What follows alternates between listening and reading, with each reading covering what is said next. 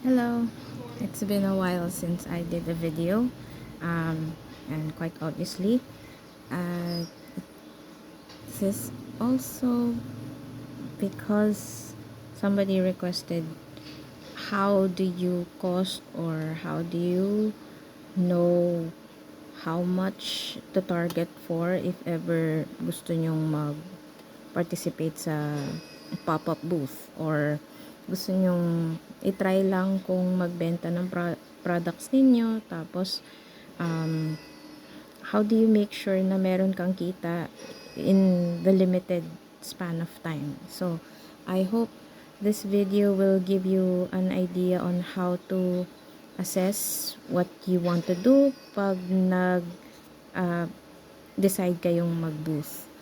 So what are the things you need to consider pag magpa-participate ka sa booth? Definitely, if you're going to enter selling, limited selling, you have to identify yung mga cost.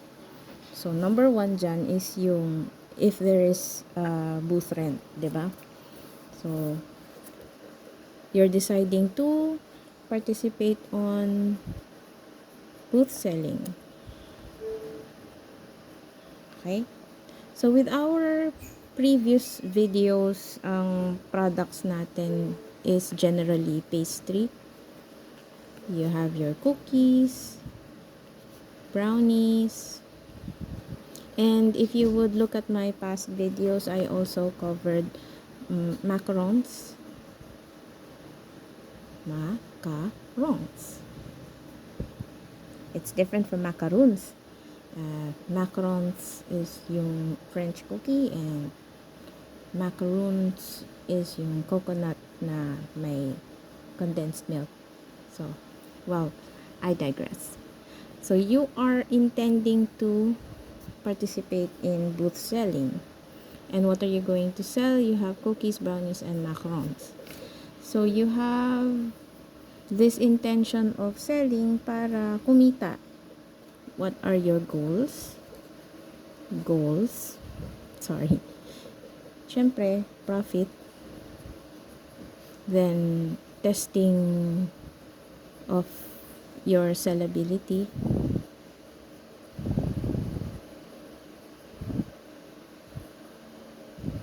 How do you spell sellability? Sellability.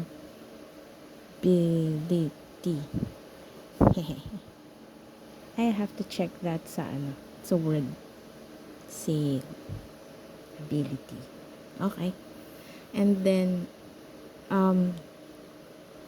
you also check for possible future products or future product development. Ano ba ang gusto ng market? Market testing. And of course, exposure. Now, some businesses participate in booth selling mainly to do this, exposure. So, hindi nila target yung profit, hindi rin nila target yung saleability. Mostly, ang target nila is exposure and market testing, just to bring their names out there. And then work on word of mouth, tapos they'll just continue selling after the booth, and that's when they target profit. Okay? So, halimbawa, you have, ang scenario is meron kayong 1 weekend to sell.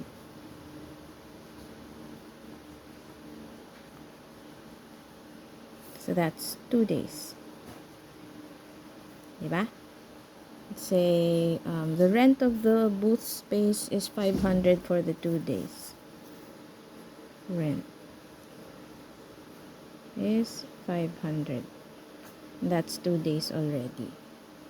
So, mag-hire ka ba ng tao? Halimbawa, inisip ko, maybe I'll need 2 people to help me.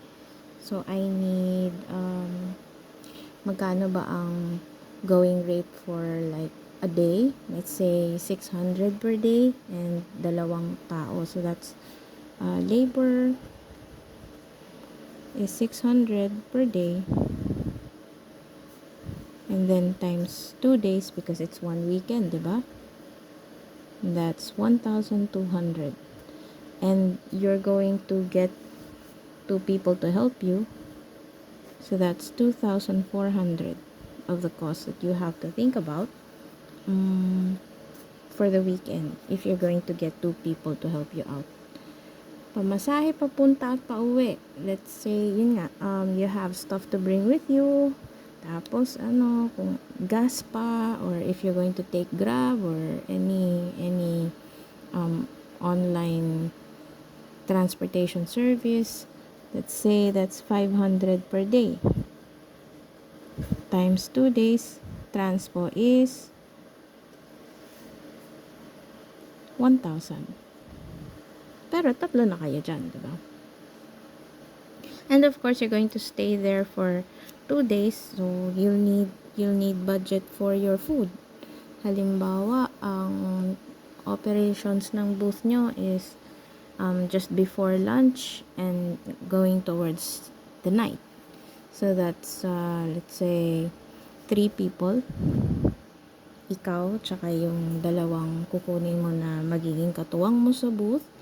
You're going to have lunch. You're going to have snack. And you're going to have dinner. Diba? Let's say snack is budget meal, kunyari lang, 150. And then snack is 75. And then you have 150 for dinner. Total niyan is 375 for 2 days.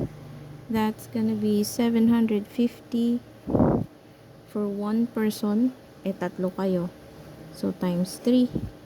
So, magbabudget ka ng food ninyong tatlo ng 2,250. So, these are roughly what you're going to need to budget. You have the rent. You have the labor. You have the transportation. And you have the food. Put that all together.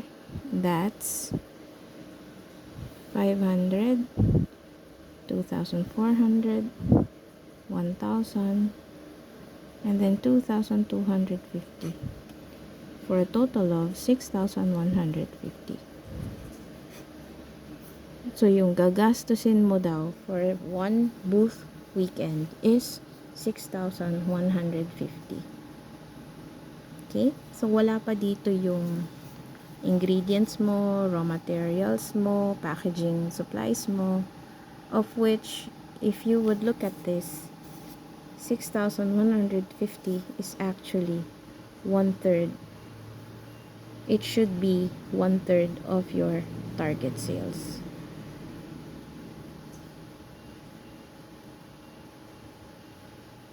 Diba?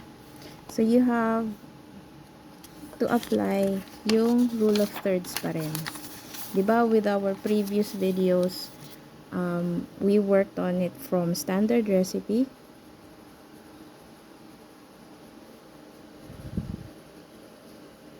Then, we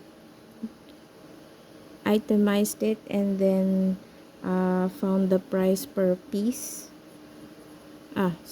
Cost per piece.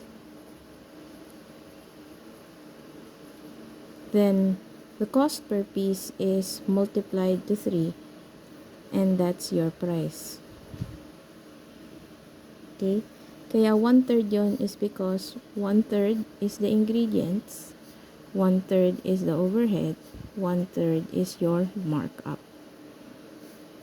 So, with what we did kanina, overhead is 6,150. Which means, mamumuhunan ka ulit ng 6,150 na ingredients.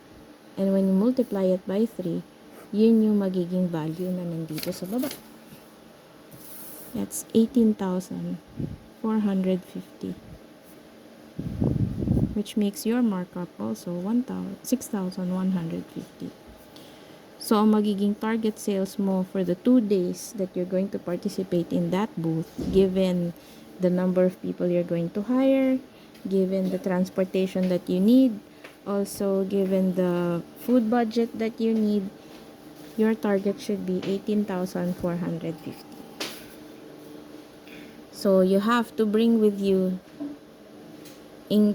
products na namuhunan ka ng 6,150 worth of ingredients. And you're going to sell it. Once you sell it in total, pag ang sales mo umabot ng 18,450, you get your income or profit that's worth 6,150. So that's the rule of thumb. If you're going to participate in booth selling, you work on the cost first, and then you get to identify ano yung items na gusto mong ibenta that would allow you to reach this much sales. Because at the end of the day, yung 18,450 mo, sinoli mo lang sa sarili mo yung 6,150 na puhunan mo for the ingredients, and naibayad mo rin yung 6,150 sa tao, sa food budget nyo, sa transpo nyo, and sa rent ng booth. So in the end, you only get, in effect, 6,150 for the sales. Now, if you're going to target only maybe a return of your investment, like wala kang kita, ito yung mababawasan. But if you would look at it here, 6,150 would be a constant. Kasi ito yung hindi mo pwedeng hindi bayaran. Magbabayad ka ng rent, magbabayad ka ng tao, magbabayad ka ng transpo, hindi mo yan maiiwasan. So, I hope this gives you insight on what to expect if you're going to participate in booth selling. Okay? So, it still utilizes the same costing concept, pero this time, it is on booth selling. We divide it into 3. Sorry, hindi siya perfect, but you know, 1/3 is your ingredients, 1/3 is your overheads, and 1/3 is your markup or yung source ng inyong profit.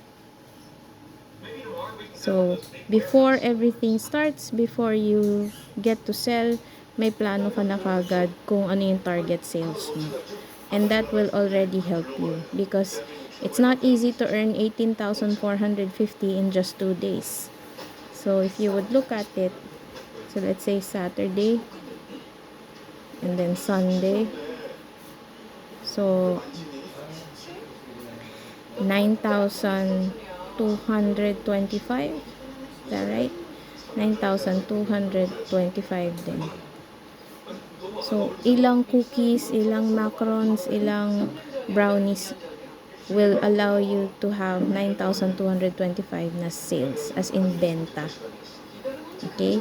So, also here, makikita mo na kung kumita ka ng halimbawa 12,000 lang for the 2 days, you also decide, okay na pala ako dito. At least nabawi ko yung ingredients at nakapagbayad ako ng overhead. So, hindi ako masyadong abunado kasi bayad ko naman, kinita ko naman, but in effect, wala kang profit talaga. So, it turns out na kahit kumita ka ng 12,000 for Saturday and Sunday, what you did is just allow your brand to be out there, let people know that you're selling stuff like that, and you also get to test if your product is good, or also if that is also an opportunity for you to ask people how you're going to improve the product, or you can also touch base with your network. These things are also in consideration once you participate in booth selling. So, booth selling allows you a step to introduce what you can do. Also, it gives you a chance to test out yourself. 'Di ba? Kasi if you don't want to jump into the long haul of opening the business, kumbaga umpisa ka pa lang naman and you're going to just test your products out, booth selling would be the best way to go. And I know a lot of people who started out in booth selling, and right now meron na silang mga sariling pwesto, which I'm really really proud of, because they get to use this and they get to practically plan out their sales, and they also know at what point is yung break-even point nila, and they work a way to reach yung target sales nila. Because this way, if you compute it this way, ma-identify mo na kung ano yung mga items na gusto mong mabenta talaga. Tsaka, you will be able to play with what you have. Let's say, 6,150 worth of ingredients is no joke. And alam natin, ang mahal na talaga ng ingredients ngayon. Pero yung pagod mo and yung flair mo sa actual selling, that also plays a lot of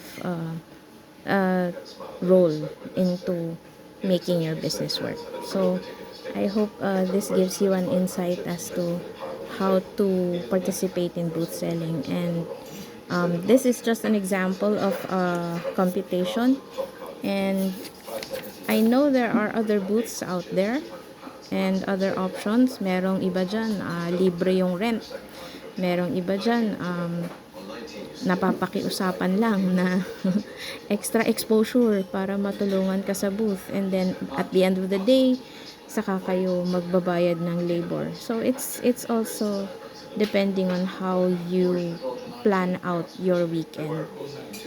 So, until next video, I hope you enjoy this. If you have questions, just message me on the comments below.